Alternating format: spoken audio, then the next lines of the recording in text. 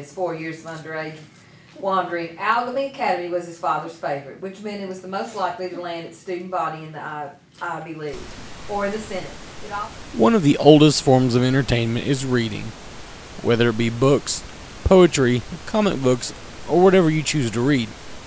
With modern technology, it would seem that the act of sitting down and reading a nice book is becoming a thing of the past.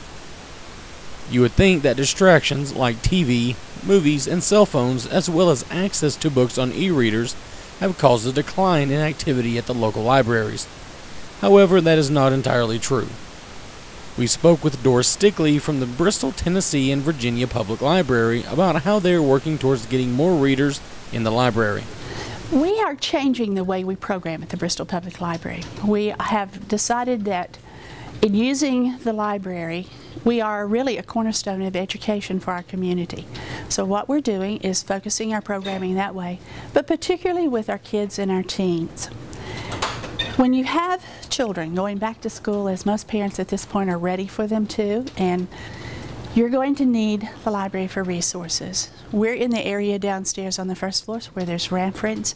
They're always willing to help kids find books. Upstairs in our children's library, there are many, many kinds of things that are used as resources for reports at school. They're designed specifically for that. The library is doing everything it can to outreach into the community to open it up to reading, because the best thing you can do for your child is encourage them to read.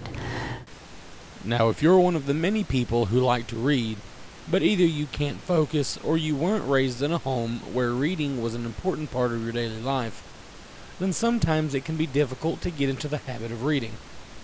There are books out there for every type of reader, regardless of your interests.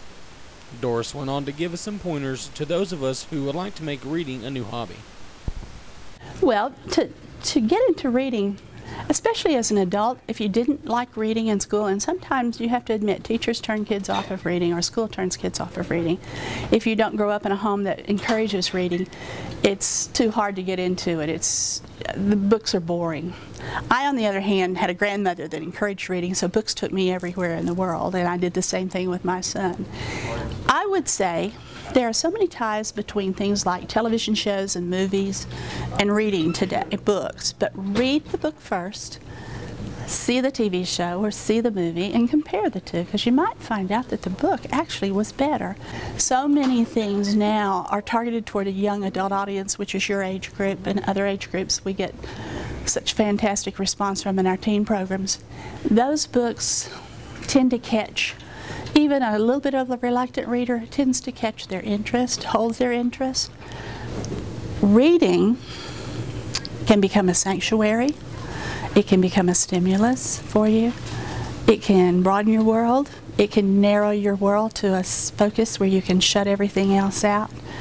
It is still fundamental to our learning processes, and I think to who we are, to read a good book.